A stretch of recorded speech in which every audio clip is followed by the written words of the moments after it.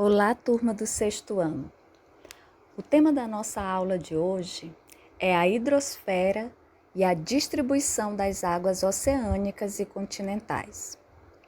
Vamos iniciar falando sobre as esferas terrestres.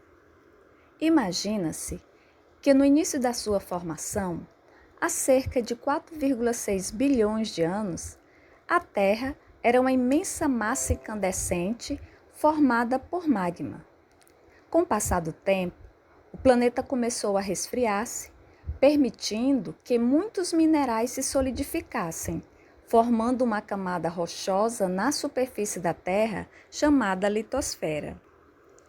No processo de resfriamento dos minerais, gases e vapores foram liberados e originaram uma esfera de vapor, a atmosfera. Um de seus principais componentes era o vapor de água, que ao continuar se resfriando, precipitou-se sobre a forma de chuva. Parte dessa água evaporou novamente para formar outras nuvens, e outra parte foi se depositando nas depressões da crosta terrestre.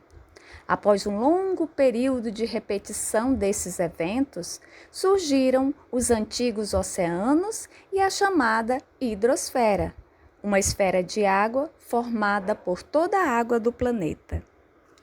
Nos primeiros oceanos, foram surgindo seres vivos muito simples. Aos poucos, esses seres deram origem a outras formas de vida nas águas e na terra: peixes, répteis, insetos, anfíbios, aves e mamíferos, que há milhões de anos vêm se diversificando. O conjunto dessas formas de vida deu origem à biosfera, que abrange as porções onde se encontram os seres vivos da hidrosfera, da litosfera e da atmosfera. A hidrosfera. A hidrosfera, do grego hidro, que significa água, e esfera, que significa esfera. É composta pela água em seus três estados físicos: líquido, nos oceanos, rios, lagos e lençóis de águas superficiais ou subterrâneos; no estado sólido, encontrado nas geleiras; e gasoso, encontrado na atmosfera. Vamos analisar a distribuição da água oceânica através do planisfério. Nele, podemos perceber que a água dos oceanos está desigualmente distribuída nos hemisférios sul e norte da Terra. Enquanto no hemisfério sul, a água oceânica é dominante em relação às terras emersas, que são os continentes e ilhas, daí nos referimos a ele como hemisférios das águas. No hemisfério norte, localiza-se a maior parte dos continentes. É o hemisfério das terras. A área da superfície terrestre é de aproximadamente 511 milhões de quilômetros quadrados.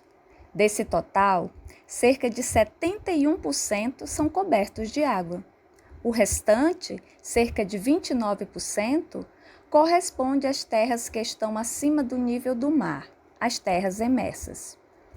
Quanto às áreas dos oceanos, é difícil ou mesmo impossível fixá-las com exatidão, já que eles se interconectam. Há, em verdade, apenas um oceano. Entretanto, historicamente, considera-se a existência de 4: o Atlântico, Pacífico, Índico e Glacial Ártico. Consequências da distribuição das terras emersas e dos oceanos.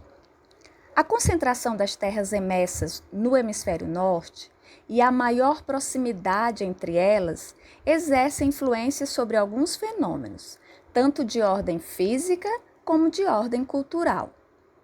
Entre os fenômenos de ordem física, destaca-se a dispersão de espécies vegetais e animais. Sabe-se que a dispersão de vegetais pode ocorrer pelo vento, pelas correntes marítimas, pelos animais e pela ação do ser humano.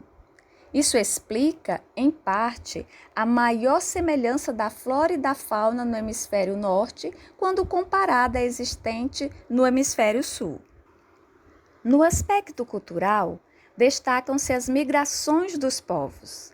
No hemisfério norte, as migrações, os contatos culturais e a dominação territorial de alguns povos sobre os outros foram facilitados pela proximidade das terras emersas e pela presença do mar Mediterrâneo, navegado desde a antiguidade. Civilizações do passado serviram-se, portanto, dessas facilidades para ampliar seu horizonte e sua dominação territorial. Os povos que viviam nas terras do hemisfério sul levaram mais tempo para entrar em contato com povos de outros continentes. Esse contato só foi possível com o aperfeiçoamento de embarcações e instrumentos de navegação, que possibilitaram a incorporação de terras no hemisfério sul ao horizonte geográfico europeu nos séculos XV e XVI e no século XVIII, período da história conhecido como das Grandes Navegações, iniciado por portugueses e espanhóis e seguidos por ingleses, franceses e holandeses. E a água doce?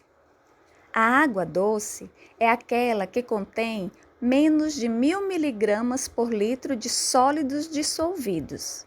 Em outras palavras, é a água que não possui grande concentração de sais dissolvidos, como as águas oceânicas. Apenas 2,8% do total de água da Terra é doce, e ela é encontrada em rios, lagos, água subterrânea, geleiras, e 97,2% da água do planeta é salgada, encontrada em oceanos e mares. Tanto a água salgada como a doce participam do ciclo da água, que possui importância fundamental para a vida na Terra. Do total de água doce do mundo, a maior quantidade é formada pelas águas de superfície, 77,78%, ou seja, que estão na superfície da Terra, em rios, lagos, geleiras e mantos de gelo. Geleiras continentais contínuas que cobrem a Antártida e a Groenlândia.